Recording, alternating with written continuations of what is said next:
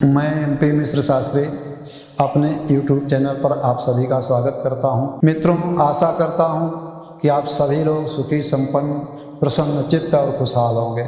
मित्रों, ज्योतिष में जैसे कुंडली का मिलान किया जाता है और उसमें बता दिया जाता है कि 28 गुण बन रहा है, 30 गुण बन रहा है, 32 गुण बन रहा हो, तो सब ठीक है। लेकिन हम आज आपको ऐसे योग के विषय में बताना चाहते हैं जिससे सावधान रहने की आवश्यकता है। और वो योग वर की कुंडली में भी हो सकता है और कन्या की कुंडली में हो सकता है। तो इसको अवश्य देखें। अगर आप ज्योतिषी हैं और आपको नहीं मालूम है तो फिर आप इसका सहारा लें, और मालूम है तो फिर लोगों को ये ज़रूर बताएं, जिससे कि शादी के बाद जो जीवन की स्थिति गड़बड़ा जाती है, खराब हो जाती है, वो ना खराब हो।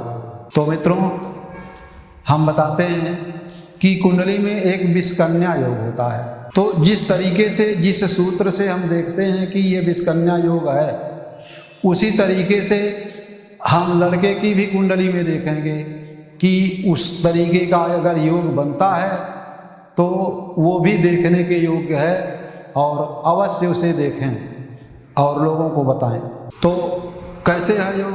रवि शनि मंगल को यदा, हमने इसको दोहे में देखा। रवि शनि मंगल को यदा भद्रा तिथि संयोग श्लेखा शतभिख कृतिका सो विषकन्या योग। तो मित्रों, रवि शनि मंगल को यदा, दिन क्या है? रविवार, शनिवार और मंगलवार, और उसमें भद्रा तिथि हो। भद्रा तिथि क्या कहते हैं? द्वितीया, सप्तमी और द्वादशी, चाहे वो कृष्ण पक्ष की हो चाहे शुक्ल पक्ष की हो, उसे भद्रा तिथि माना जाता है। तो कहा क्या है? रवि शनि मंगल को यदा, यदि रविवार, शनिवार और मंगलवार को भद्रा तिथि का संयोग हो और उसके साथ ही साथ 3 नक्षत्र हैं, श्लेखा, शतभिख और कृतिका। अगर ये तीनों चीजें एक साथ मिल जाती हैं तो आप समझिए कि वो विषकन्या है, लड़की है, और अगर लड़का है तो वो विष पुरुष है। तो अब ये देखना है कि कौन सी तिथि, कौन सा दिन, कौन सा नक्षत्र कब मिलता है, जिससे कि हम ये देख सकें कि क्या है। तो कहते हैं कि श्लेखा जो रवि दिन पर है युक्त द्विज तिथि माहि।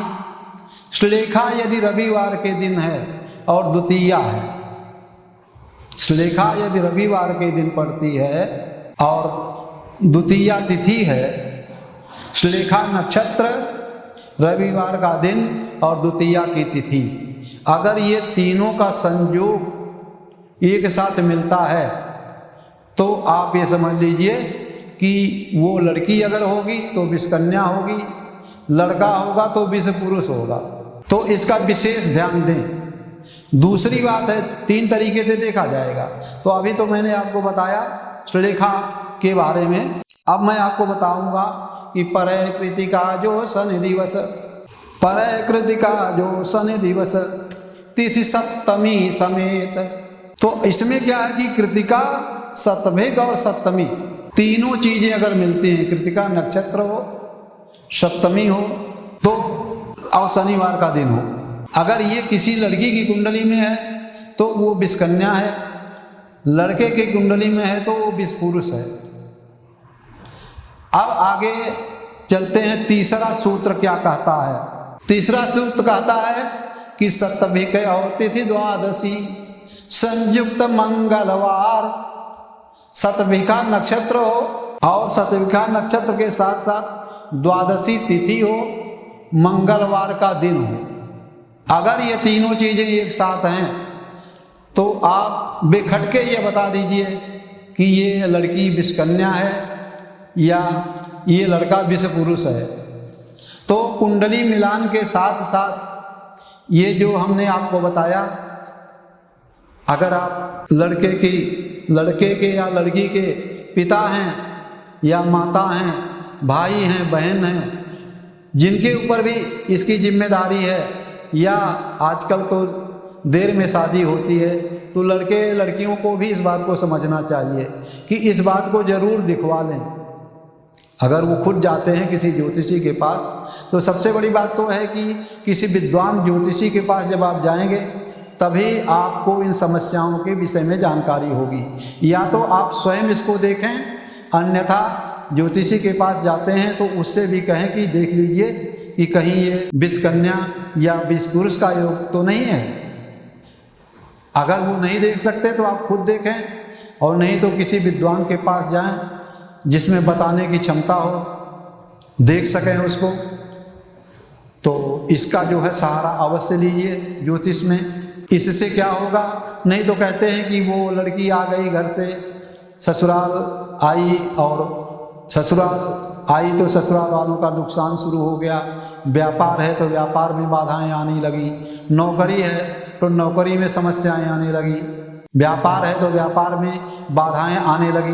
तो इस तरीके से अगर आप इस चीज़ का विचार करेंगे तो निश्चित रूप से ही आपको लाभ मिलेगा, और आपका जीवन, वैवाहिक जीवन सुखमय होगा।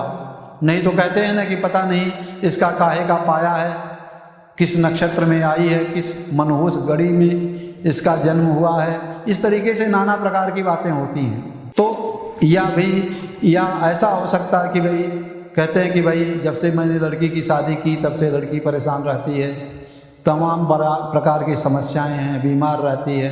तो ऐसी चीज़ें जब आप इस विषय पर विचार करेंगे तो आपको फिर आने वाली परेशानियों से मुक्ति मिलेगी, उससे छुटकारा मिलेगा और आपको लाभ मिलेगा मित्रों। तो मित्रों, इस तरीके से आप हमारे चैनल को सब्सक्राइब करें, बेल आइकन को दबा दें और अपने मित्रों में अधिक से अधिक इसे शेयर करें, जिससे कि लोगों का जीवन सुगमता पूर्वक बीत सके और परेशानियां उनके जीवन में कम हों।